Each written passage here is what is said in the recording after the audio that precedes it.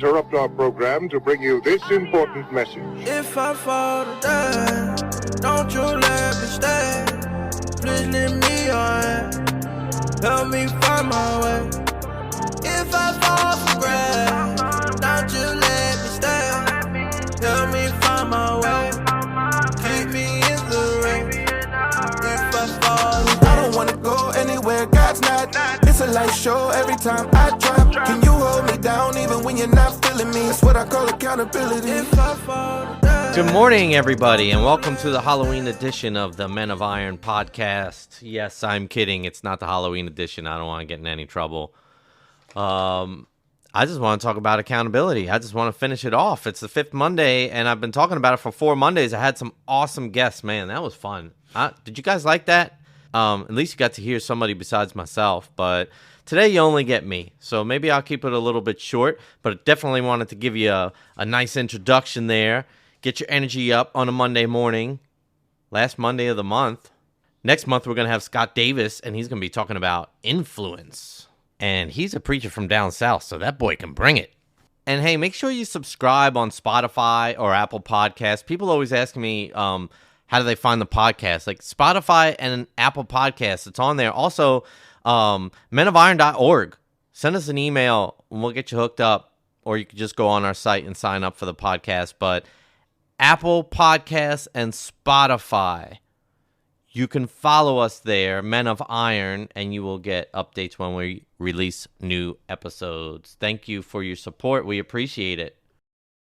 You know, over the last month, I've had a lot of great conversations with a lot of great men and, you know, just sort of picking their brains about accountability. And, you know, I've also just talked to different guys who are going through things that had nothing to do with the podcast, and I'm listening in their life how I could see the difference of the men who had accountability in their lives and the men that don't have accountability in their lives. And the contrast is incredible.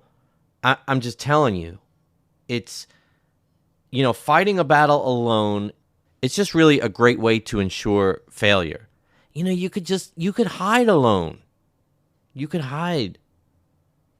You have nobody calling you out. You could just curl up into a ball in a dark room and just wish it all away. And guess what? It ain't going anywhere. You're going to have to deal with it someday. And I'm sorry for all of us that are going through some difficult situations, but I'm not sorry to tell you you don't have to go through it alone. Let today be the day you do something about it. This is the last episode. This is it. Like, you got the information, and if you didn't listen to the other podcasts, go back and listen to them. The first week, I was explaining the biblical foundations for accountability, and then we had some guests for the next couple of weeks, and then today it's just like, hey, what are you going to do? I really hope that you would just take the challenge of trusting another man to journey with you. So we can help you with that. Just reach out to me, TonyG@menofiron.org.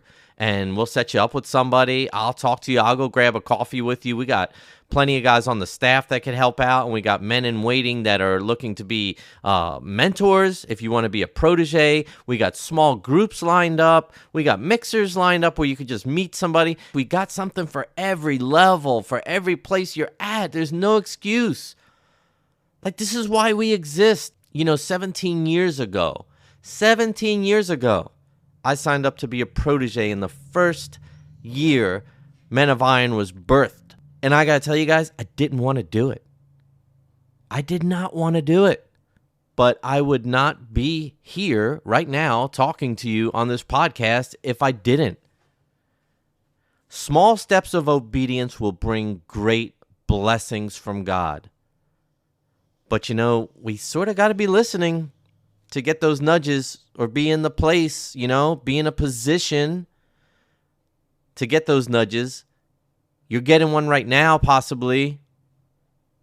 And you have a decision and you have free will and you could do what you want. But I really want to encourage you. What are you walking through right now? What struggles do you have? Marriage? Are you struggling with alcohol, drugs, pornography, an affair? Let's get real, guys. Come on. These are real problems. If you don't think other men are going through these things, you've been fooled. And sometimes that alone just forces people not to reach out because they think, boy, if I admit this to somebody else, what are they going to think of me? Man, that's how the devil keeps us away from accountability. That's how the devil keeps us away from, just sharing with each other and then having the opportunity to build each other up. And man, I just pray, like, even right now, that the Holy Spirit would just be touching somebody and say, do something. There's men that care. There's men that are willing to walk through it with you. We exist to change a culture one man at a time, but like, if you don't pick up the phone or send that email, or we can't help you. We're all in this together. Travis and I talked about that last week. We all struggle with the same things as men. You're not alone. You're not alone. We have many men here that can help, and we have a lot of men that could relate. If you don't think you could find someone that could relate, you're wrong. Because that's the first thing you probably think, like, oh, nobody understands what I'm going through.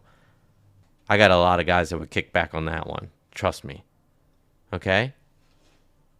So, I don't want to come off too hard on you guys, but I do want to be effective at least, and hopefully encourage you to take the next step. And guys, listen, it doesn't have to be men of iron. Do you have somebody in your church you can go to and talk to? Do it. Do you have somebody that all of a sudden started texting you recently? You think maybe there's a reason for that? Reach out to him. What if you don't go to church? That's okay, because we are the church. We as believers are the church. Don't let anybody tell you anything different than that. And if you don't believe in Jesus, you don't believe in God, that's okay too. We could work through that. We could talk about that. We're not sitting over here waiting to hit you over the head with a Bible and dunk you under the water. Okay, that's not what we're doing. We just want to help. This is what we do. We do it well. We have a team that has different gifts, and we come together and we focus on helping men. And we strive for excellence in that. That is our specialty. Let us help you today. I got one more thing on my mind I want to share. It's a quick story, okay? So, like, I've been leading a lot of small groups lately, and I can't believe just how many men, when they were boys, they were raised by their mom. The dad was just gone. This is in every culture, in every group. I see this constantly. As godly men, we're not living up to, what God has called us to do. And, I know there are guys out there that totally are. And great. Kudos to you guys. Seriously, we could use you as mentors. And praise God for you. But there are a lot of men who are not stepping up.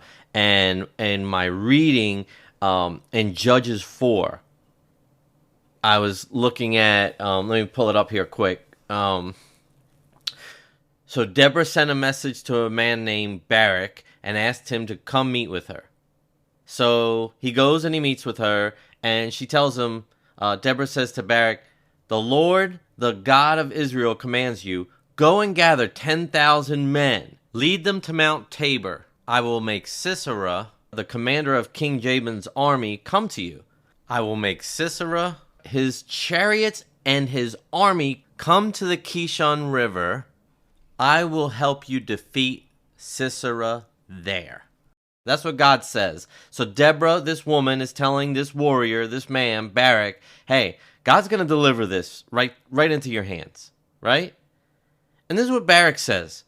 He says to Deborah, okay, I'll go, but I'm only going if you go with me. That's the only way I'm doing this. And if you don't go with me, I'm not going. That's what he says. Verse 8. And then verse 9, Deborah says, oh, well, of course I'll go with you, she answers. But because of your attitude, you will not be honored when Sisera is defeated. The Lord will allow a woman to defeat Sisera. Unbelievable. No, I'm not talking about a woman can't do anything, okay? I'm talking about God gave a man a job, and he turns to a woman and says, I'm not going without you, and if you don't go, I'm not doing it. Man, how many times have we seen this play out? If you do this, I'll do that, but if you're not doing it, I'll do what I want. Men, it's time to step up and take the authority God has given us, take the nudges God is putting on our hearts, and be the godly men He wanted us to be from the very beginning. It is never, ever, ever too late. As long as you're alive and you got breath in your lungs, it's not too late. So I am asking you to be obedient to Christ and step up today. That's really all I got for you. It's a short one. It's a wrap up. If you didn't listen to all the episodes in the series, just go back and check them out. If you're ready to take your next step, shoot me an email, tonyg@menofiron.org, or get on the website, menofiron.org, and check out all the different resources we have. Hey guys, make it a great week. And we got a new month coming up, November. Let's get ahead of it. Let's make it a great month. Reach out, get some accountability, let somebody walk through it with you. And hey, look, what, November, December? Like, we're almost at the new year. Don't use that as an excuse. I didn't mean to say that, and use that as a New Year's resolution, and that's when you're going to do it. Please don't. Come on, guys. Like, we make enough excuses about a million other things. Let's make this the thing we don't make an excuse about, and we go, hey, I'm going to get a mentor, or I'm just going to meet with somebody. I'm going to join a small group, and that way, like, I'm going to get a head start on 2024.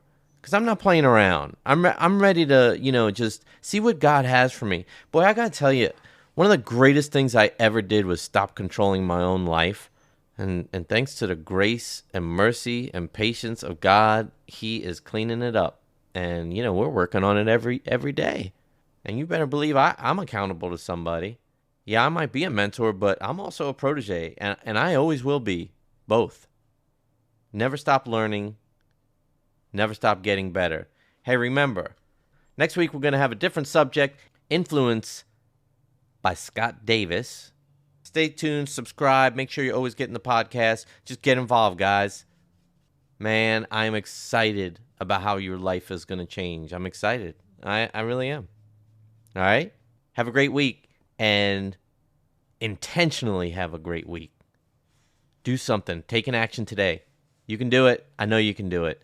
And all you got to do is take the first step. God will help you with the rest. Don't try to figure it all out. All right? Love you guys. Have a great day.